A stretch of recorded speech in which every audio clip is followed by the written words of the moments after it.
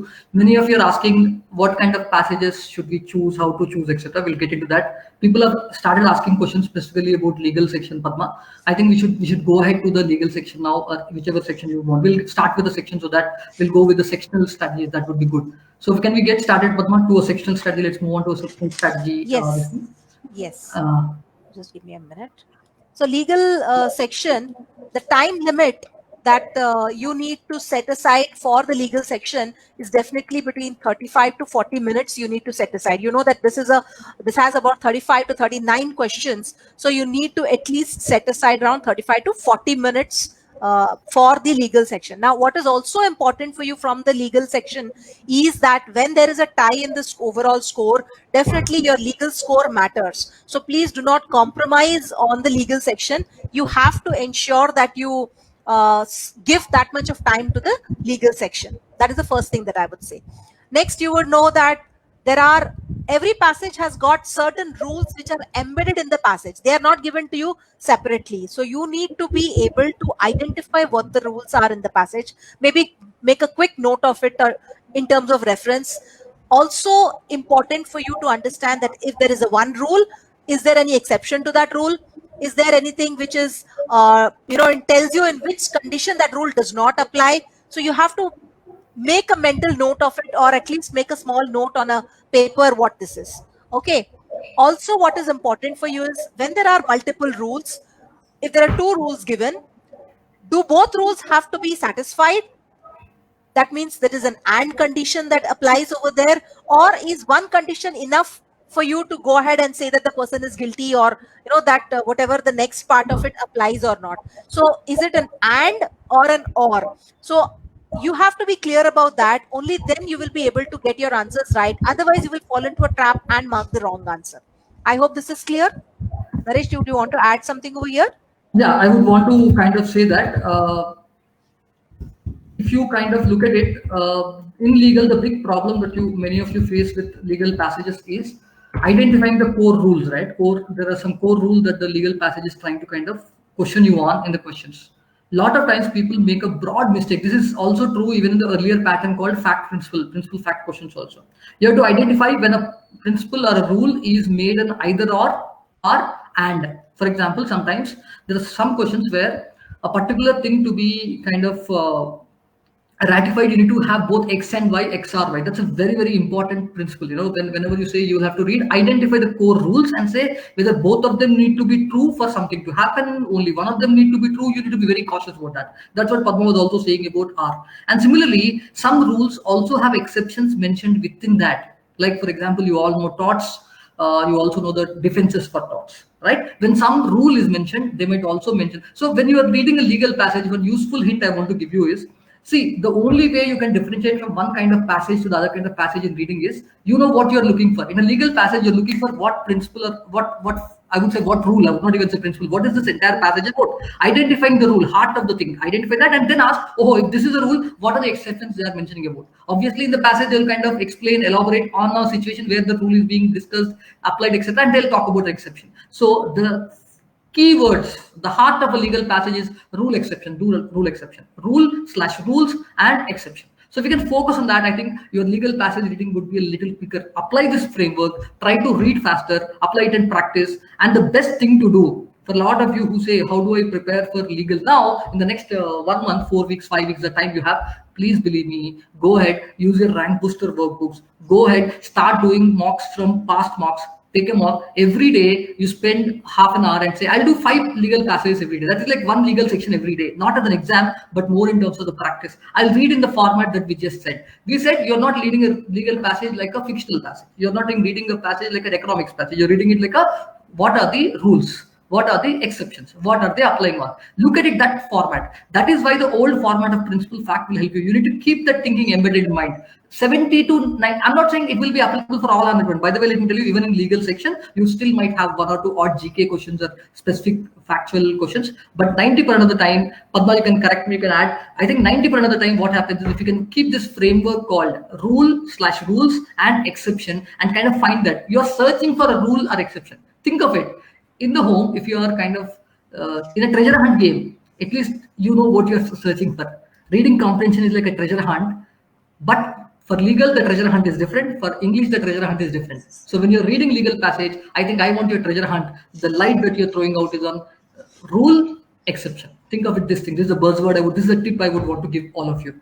That's what I would want to do. Yeah. And I would say practice this particular skill of identifying rules, not just confined to the exercises or the mock exams. Also do this when you read legal articles or opinion pieces in the editorials and all, which are related to any Supreme Court court judgments or any other policy issues. When you read those kind of passages, also try to identify rules and exceptions. That then it's a skill that you're developing. Once you have developed that skill, you will be able to do it right and not go wrong. The other questions that has been coming up is knowing legal vocabulary important for you to answer legal reasoning section, and how important is it, or what way does it help? The way it would help, I would say, is it helps you understand the passage faster.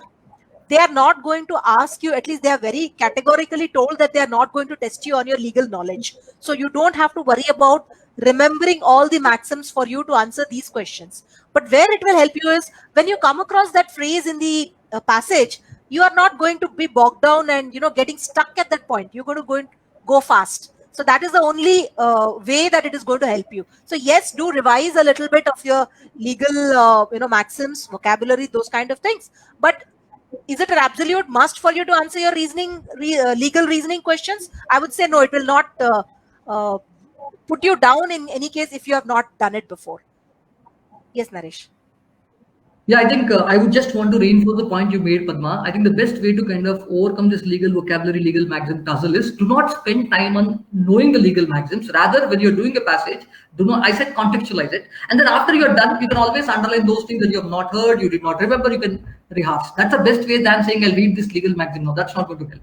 Coming to the other question, Padma, people are asking how many marks should we get in mocks. I think Sanskruti is asking that. We have kind of spoken about that, Sanskruti, quite a bit already in the first 10-15 minutes of the session. We'll go ahead. Yeah, Siddhant is asking, should we kind of solve sectional tests, and it is definitely useful to solve sectional tests every day, Siddhant. And I would say when you are doing sectional tests, I would suggest time limit is still important, because like Padma said, for legal, we would say 35 to 40 minutes, not more than 35-40 minutes you can do. So it is useful for that. And then, but at the same time, you do not get stuck there. You try for 35-40 minutes, you're able to do only some passages, not complete passages. Extend the time then, again do it. That's a better way to do it.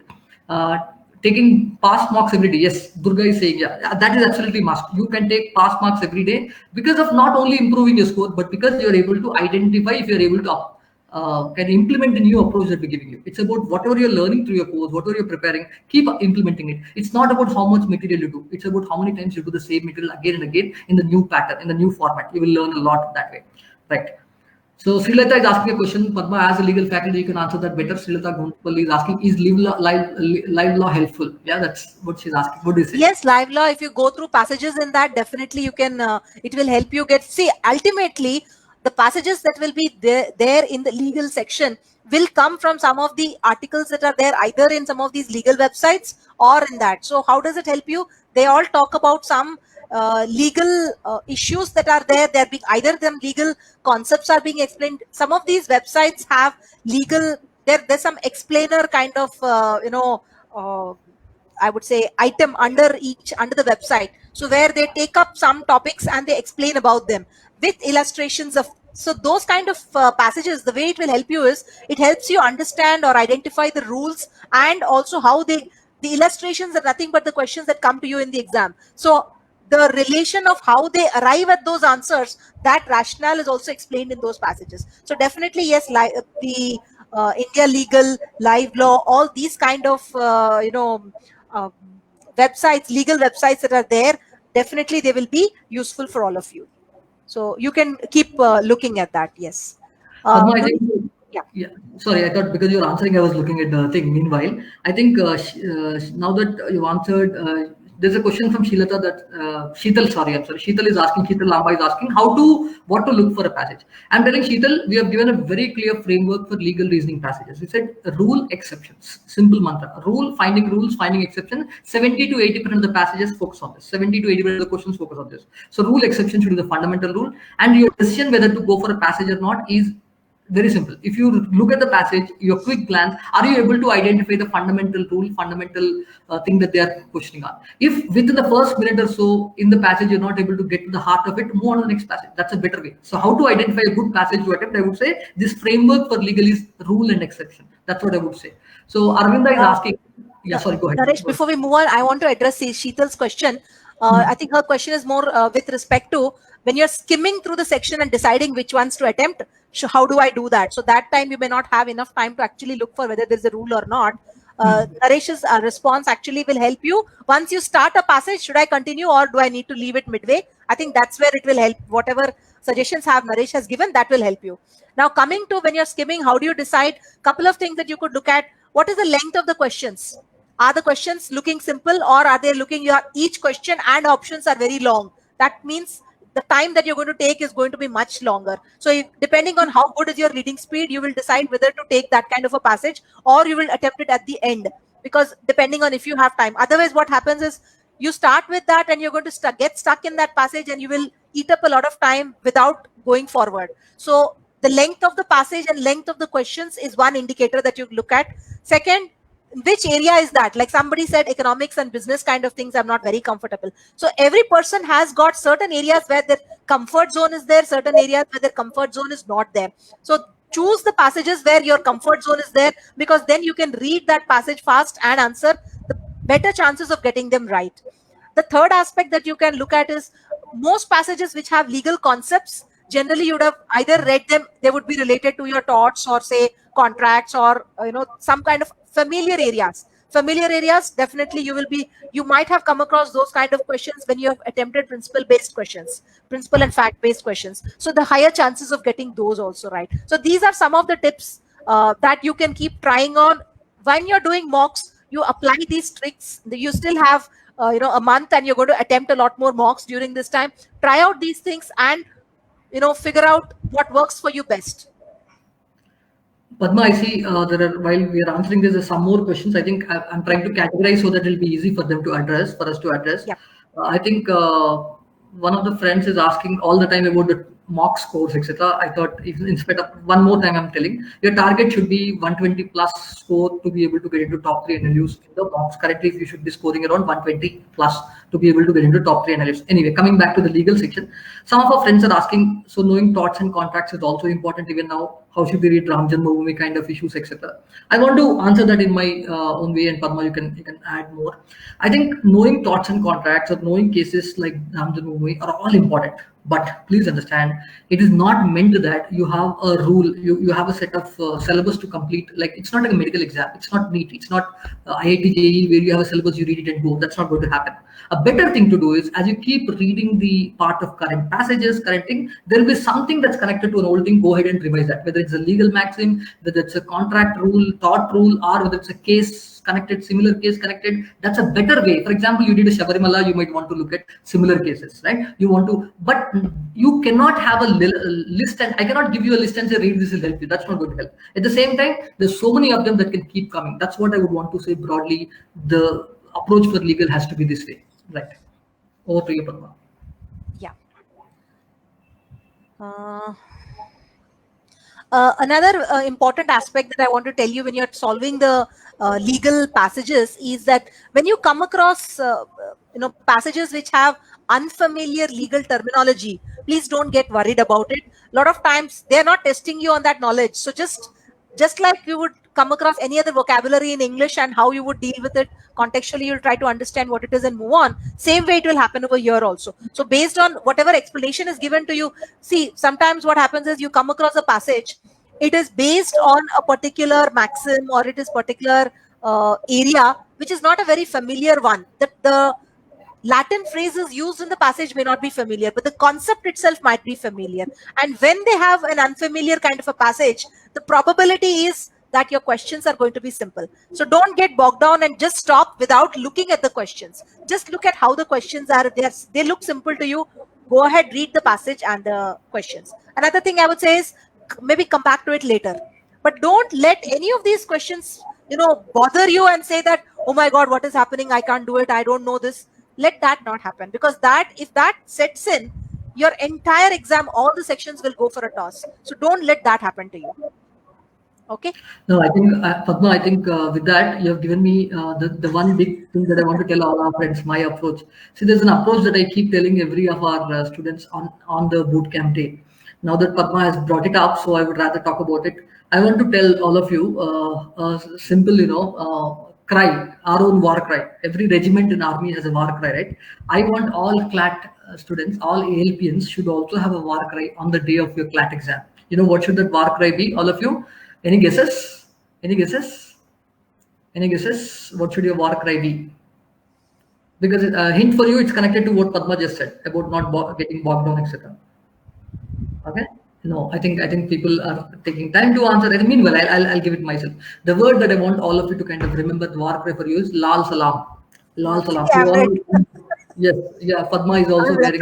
Yes, red color. Lal Salam. You know what is this Lal Salam? We say Lal Salam because when you say Lal Salam, people remember comrades, communists, etc. I wanted to remember Lal, red. What do you do when you have a red color thing on road? When a red this thing is given, you stop. As simple as that. You kind of stop. Do not worry about it. Similarly, when a question has come, that is a kind of, it bamboozles you, it's a bouncer to you, it's a googly to you. The best thing you to do is you move on to the next one. Do not let your entire exam get hijacked because of that.